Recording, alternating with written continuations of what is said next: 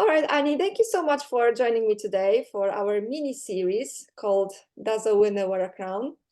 So you are our new judge in the judging panel for Change Awards 2024. And I'm really thrilled to have you, given that you have a lot of experience in managing change. So the first question to you, does a winner actually wear a crown, and how do you spot one? Hey, Margo, and thank you so much. I'm so excited to be a judge at the awards. I'm really excited. I can't wait for the event to happen. So does the winner wear a crown? Well, often not. And you see somebody, and only after you work with him or her for a longer period of time, and you see how they approach work, how they think about issues, etc., only then you start seeing a winner in somebody. And I want to tell a short story from my corporate life. We had a batch of management associates, and one of them was a very quiet person. So he would not come and step by and have a chat, and generally would keep to himself. And we were just wondering whether banking is really his field and whether he will be successful. But then after 2 months at the event, at the end of the mentorship, at the end of the period with us, there is a presentation that each of the students would do. And the moment this guy opened his mouth and started talking, it was a completely different person. And we realized that this is a data guru who made the best presentation I've ever seen about data. And he gave us so much details and so much to think about that we were literally stunned. We couldn't believe that this quiet person is such a genius. So no, they don't wear crowns, and sometimes you can't even notice them. That's why you have to look deeper, and you have to wait, and you have to give opportunity to people to show their true self.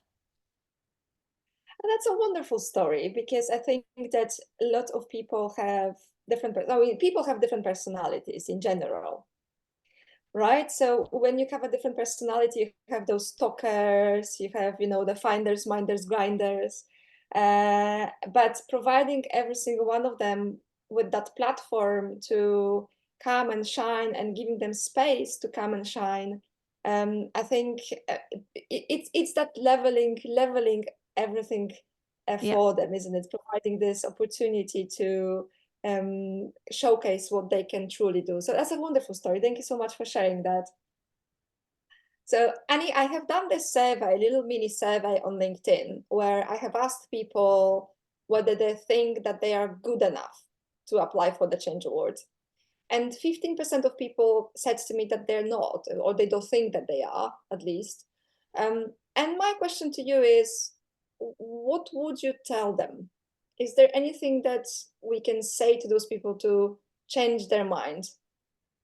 Well, first of all, that's a very typical answer, because majority of people have this imposter syndrome. Actually, everybody has it. It's just that some people can control it better than others.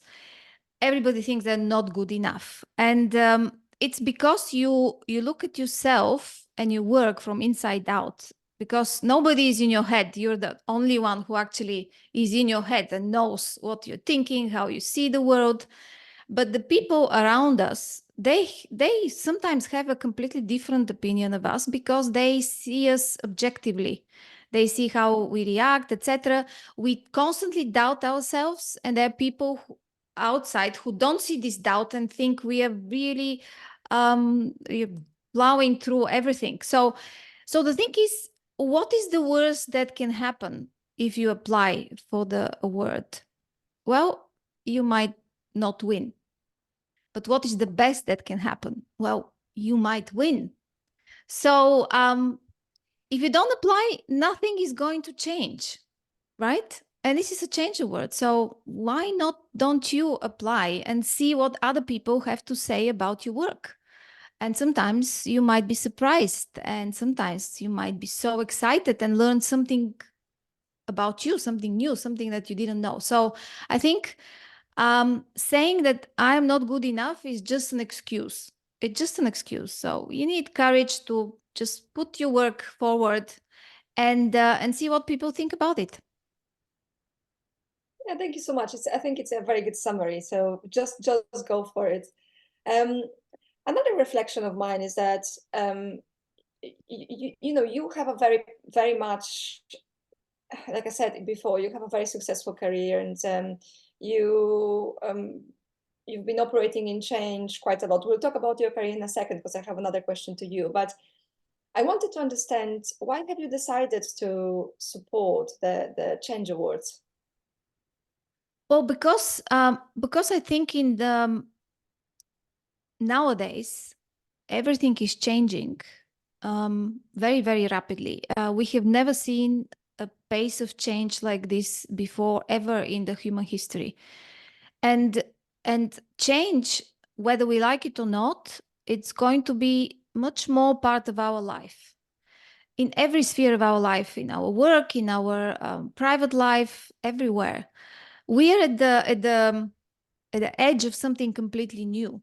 So I want to help people and companies bridge that in the best way possible, and I want to be able to support all change professionals and change initiatives, and give whatever I know about this big topic of change.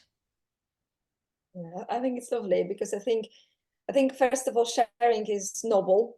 And secondly, I think that if you share, you actually learn because you get that feedback from others. So you enrich your own knowledge about particular topics. So we are thrilled to have you on board with us actually here at the Change Awards. But look, so coming at the same angle, a same question, but from a different angle, really. So I know you have a very much portfolio oriented career, meaning it's not really I would say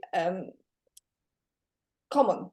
It's rather, there's a lot of things going on, and I wanted to understand it because I do wonder whether there is something about having a portfolio career and being good at managing change. Do you think there's a bit of a correlation there? And I was wondering, maybe you can talk about your career a little bit and also look at it from the angle of change.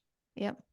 Well, I think that that leaving a corporate job at the top of my career to start something that, as you said, is very new, is a big change.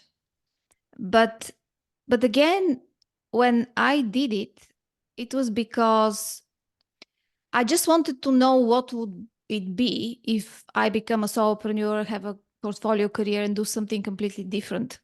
And I didn't want to have regrets, to continue with corporate life and think, oh, what would have been? I might have been much more successful, and my life would have been completely different. So I didn't want to guess what it would be, or not to know what it would be. So this was one of the biggest changes in my life, because I completely left a world which I knew for the last 25 years, and I moved in something completely unknown. So from that perspective, it was a big change, for which you have to just have courage, because you can never plan to the extent that you know that you're successful. There is nobody who can guarantee you will be successful in any change. It just, you have to start it, and you give you 100% and see how it goes. So that was my decision to move. And a portfolio career, I always like change. I like changing my jobs every so often. I like changing countries. So of course there was a adaptation period. It's not that I change without any pain. No, of course, but I like it. I like this process. So I also like to be involved in different things. I am not one of these people who will do and work in one particular area all their life. And the portfolio career gives me that opportunity, because at the moment I have several initiatives which I work on. So I generally help people and companies change easier. So I help individuals to change their careers in the corporate world, or decide to leave the corporate world and start their own venture. And I help companies in their change initiatives, digitization, culture change. So for that, I offer several services. I'm a coach. I coach mid to senior executives on their careers and the way forward. I'm a board member in companies. I have my podcast, which is Change is Possible, where I interview people who have done substantial change in their lives, and they give advice and practical tips for people of how to handle change. I also represent an American university in Eastern Europe, because when I left my corporate career, I said I want to give back to Eastern Europe, to my own country, Bulgaria. And we are offering executive MBA and courses for very topical topics like AI, organizational behavior.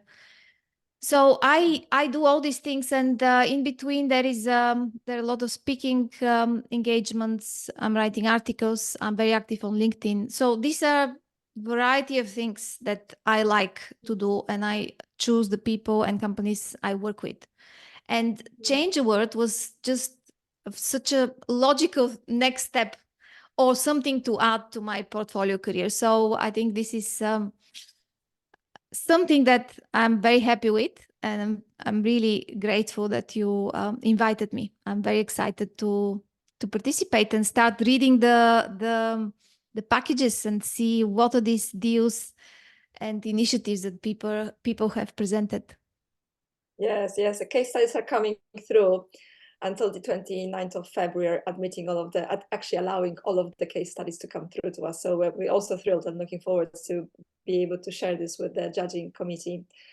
It's fantastic. Look, so one last question, a maybe difficult one, because there's a time constraint on it. So in 30 seconds, according to you, what is the future of change management?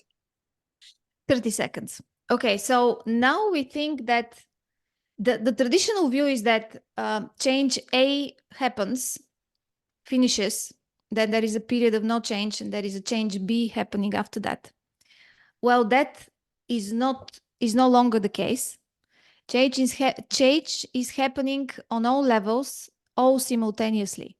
So we have to, the change management profession is going to be the ability to see all change all the time, rather than concentrating on one after another after another. So it's going to be an exciting journey, completely different than what we have seen in the past. I love that, because that really plays well to what I think as well, just as an FYI. Look, lovely chatting to you. Lovely chatting to you today. Thank you so much for giving me your time. I very much appreciate that, and can't wait to start sharing the case studies with you at the beginning of March. Thank you so much. Thank you for having me.